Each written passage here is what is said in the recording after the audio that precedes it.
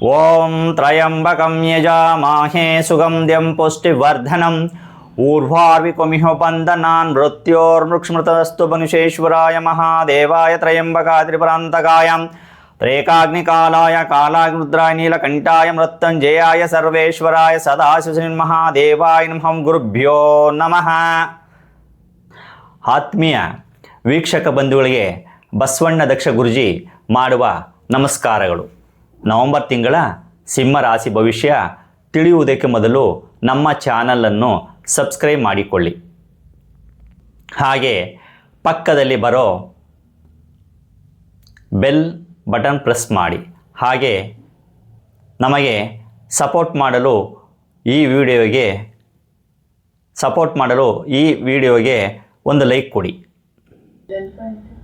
ಸಿಂಹ ರಾಶಿಯವರಿಗೆ 12ನೇ ಮನೆಯಲ್ಲಿ ಗುರುವಿದ್ದು ತಾತ್ಕಾಲಿಕವಾಗಿ ಗುರುಬಲ ಇರುವುದಿಲ್ಲ. ಅಂದರೆ ಸಿಂಹ ರಾಶಿಯವರಿಗೆ 12ನೇ ಮನೆಯಲ್ಲಿದ್ದರೆ ಆರೋಗ್ಯದಲ್ಲಿ ಏರುಪೇರು, ಹಣದಲ್ಲಿ ಅಡಚಣೆ, ಯಾವುದೇ ಕೆಲಸ ಕಾರ್ಯಗಳಿಗೆ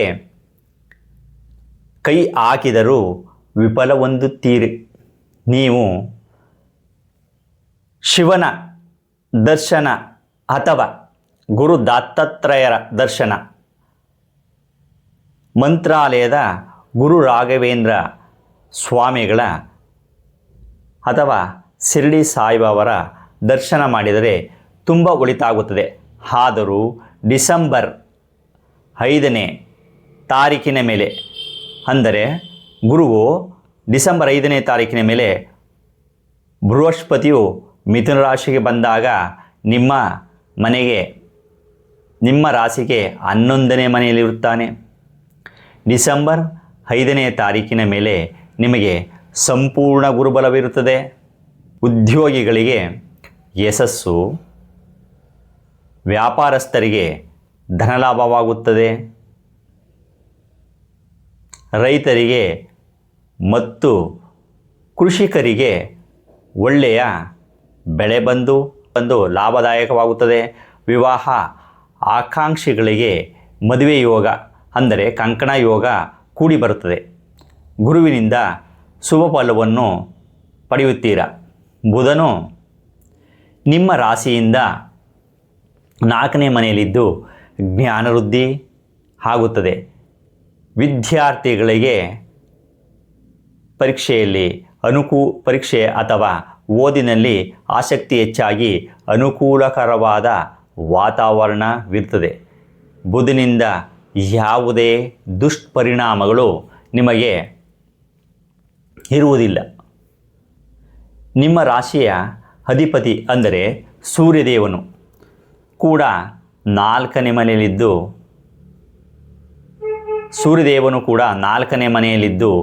ಸೂರ್ಯನು ಕೂಡ ಸುಖಸ್ಥಾನದಲ್ಲಿದ್ದು ನಿಮಗೆ ಅನುಕೂಲಕರವಾದ ವಾತಾವರಣ ಸೃಷ್ಟಿ ಮಾಡುತ್ತಾನೆ. ನಿಮ್ಮ ರಾಶಿಗೆ ಯಾವುದೇ ದುಷ್ಪರಿಣಾಮಗಳು ಬೀರುವುದಿಲ್ಲ. ನಿಮ್ಮ ಜನ್ಮಸ್ಥಾನದಲ್ಲಿ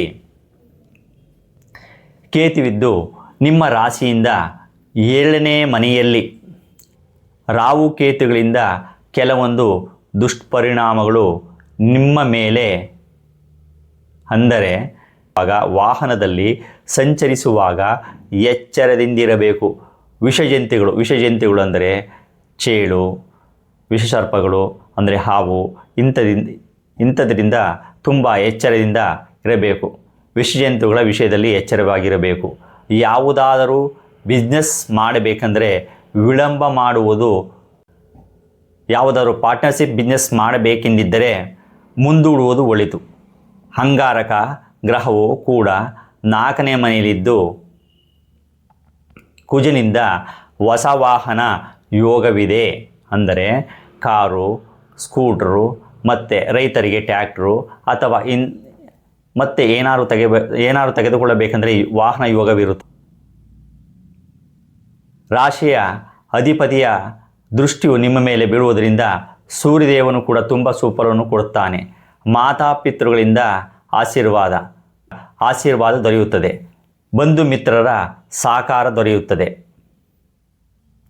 ಈ ತಿಂಗಳು ನಿಮಗೆ ಹೊಟ್ಟೆಗೆ ಸಂಬಂಧಪಟ್ಟ ಅಂದರೆ ಗ್ಯಾಸ್ಟ್ರಿಕ್ಕು ಅಥವಾ ಗ್ಯಾಸ್ಟ್ರಿಕ್ ಜಾಸ್ತಿ ಇದ್ದರೆ ನೀವು ವೈದ್ಯರ ಸಲಹೆಯನ್ನು ಪಡೆಯುವುದು ತುಂಬ ಒಳ್ಳೆಯದು. ನಿಮಗೆ ರೋಗ ಕಂಡುಬರುತ್ತದೆ. ಸಿಂಹ ರಾಶಿಯಿಂದ 8ನೇ ಮನೆಯಲ್ಲಿ ಶನಿ ಇದ್ದು ಭಯದ ವಾತಾವರಣ, ಕಲಹ, ದುಶ್ಚಟಗಳಿಂದ ಶನಿಯ 8ನೇ ಮನೆಯಲ್ಲಿ ಶನಿ ಇದ್ದು ಭಯದ ವಾತಾವರಣ, ಕಲಹ, ದುಶ್ಚಟಗಳಿಗೆ ಗುರಿ ಮಾಡುತ್ತಾನೆ. ಆದ್ದರಿಂದ ಈಶ್ವರನ ದೇವಸ್ಥಾನಕ್ಕೆ ಹೋಗಿ ಕ್ಷೀರಾಭಿಷೇಕ ಮಾಡಿಸಿದರೆ ತುಂಬ ಒಳಿತಾಗುತ್ತದೆ. ಈ ಓಂ ನಮಃ ಶಿವಾಯ ಅಥವಾ ಓಂ ಶಂ ಶನೇಶ್ವರಾಯ ನಮಃ ಎಂದು ಪ್ರತಿದಿನ 21 ಬಾರಿ ಪಠನೆ ಮಾಡಿದರೆ ನಿಮಗೆ ಒಳಿತಾಗುತ್ತದೆ. ನಿಮ್ಮ ಅನಿಸಿಕೆಗಳನ್ನು ಕಮೆಂಟ್ ಮಾಡಿ. ಹಾಗೆ ಈ ವಿಡಿಯೋವನ್ನು ನಿಮ್ಮ ಸ್ನೇಹಿತರಿಗೂ ಶೇರ್ ಮಾಡಿ.